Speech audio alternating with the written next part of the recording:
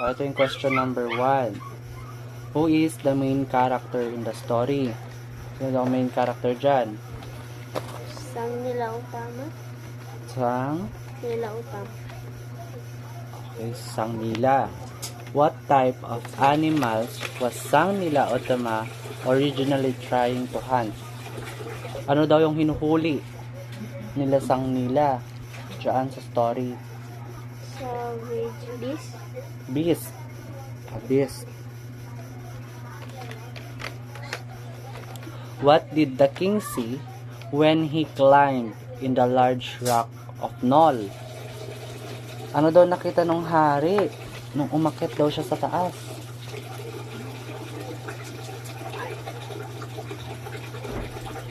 Island.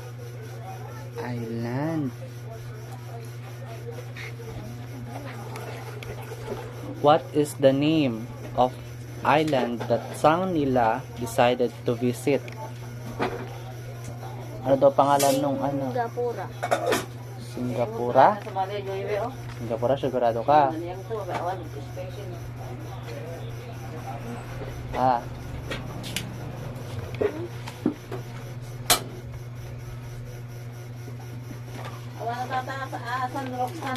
Temasek. Ha? Temasek. Temasek? Sigurado ka ba doon? Hindi, ito sigurado ka kasi. Ulitin ko yung sagot. What is the name of island that Sang Nila Utama decided to visit? Ano?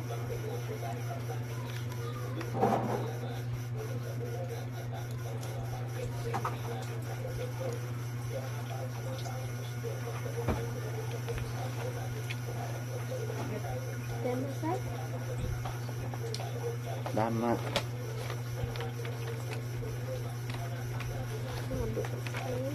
Temasek.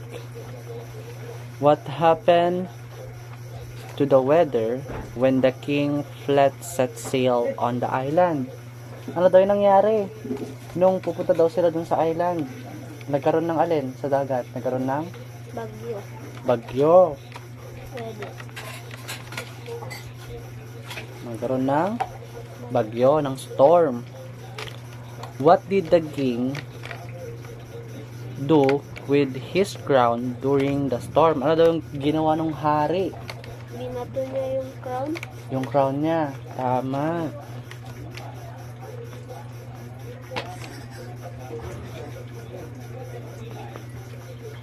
Oh.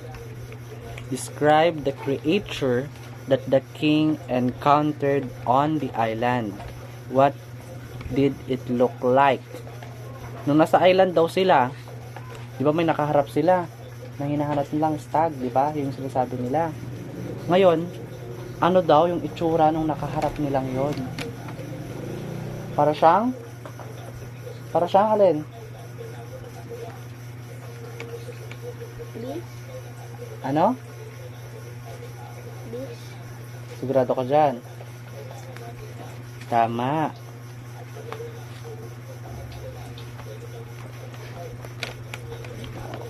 Next, what did the wise old man suggest the creature might be?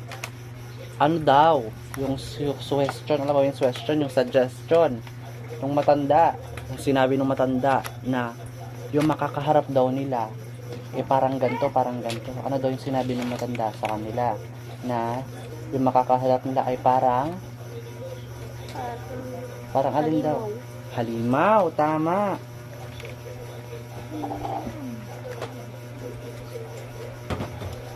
The name did Sang Nila Utama gave to the island after his encounter with the creature.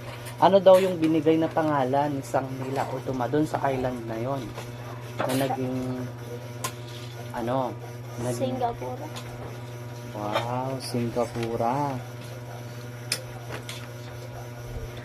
Singapura.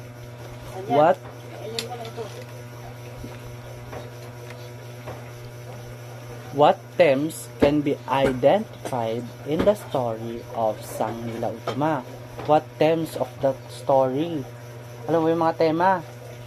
O, di ba may mga tema ang storya, may mga love story, may mga bakbakan, may mga adventure. Eh, yung nabasa mo, anong tema daw yan? Adventure. Wow, adventure, tama. O, ito. Meron pa akong set of question dito.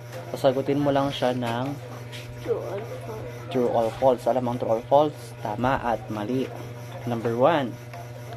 Sang Nila Utama was a king who loved to hunt wild animals. Si Sang Nila Utama daw ay isang hari na gustong-gustong manghuli ng mga mababagsik na animal. True. Tama. Sinong sagot mo? Number 1, tama. O, ilagay mo dito ang tama. Number 1, tama. True or false? Lagay ko. Oo, true or false. O, ito. The king successfully hunted many stags during his expedition. Marami daw silang nahuling stags nung sa adventure nila. Totoo ba na marami silang nahuling stags? Tama o mali? True. Sigurado ka? Tama o mali? False. Sulat mo dyan. Ito. The island that Sang Nila Utama saw from the knoll was named Temasek.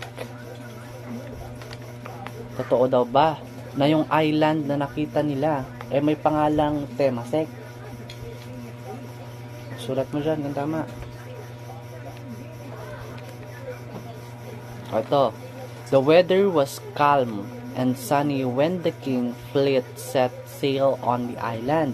Nung pumunta daw sila doon, nagbarko sila, maayos daw ba yung panahon? Maayos ba o hindi ba nagkaroon ng hindi daw nagkaroon ng bagyo?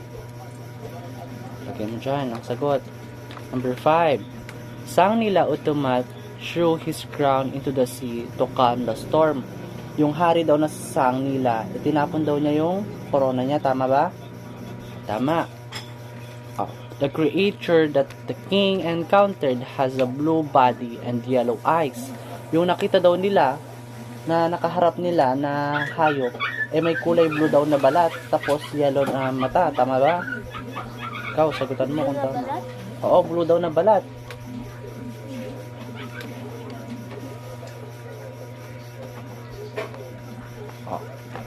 Number 7. A wise old man identified the creatures as a singa. Yung matanda daw, in-identify daw niya yung nakita nilang hayop na singa. Yung singa na yun yung beast. Sinasabi. Yung halimaw. Tama daw ba? Ano?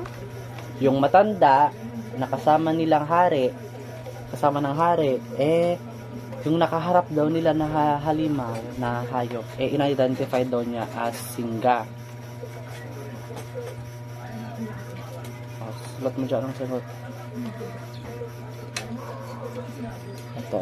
The king decided to leave the island after encountering the creature. Umalis daw ba yung hari pagkatapos niyang makita yung nakitang niyang halimaw? Ito, number 9. Sang Nila Utama named the island Singapura after his encounter with the creature. Pagkatapos daw ng nakita yung nung hari, yung halimaw, pinangalanan daw niya yung island na yun na Singapura. Tama daw ba? Ito. The story of Singa has no connected in Singapore's history. Alam mo ba yung yung country na Singapore? May connected daw pa siya dyan sa kwento na yan.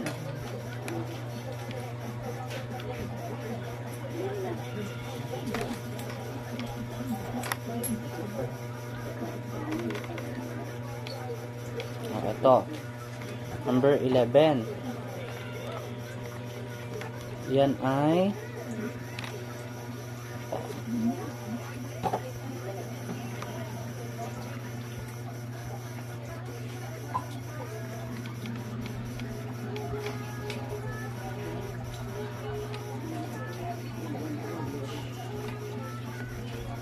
O, number 11. Mabilis na lang naman.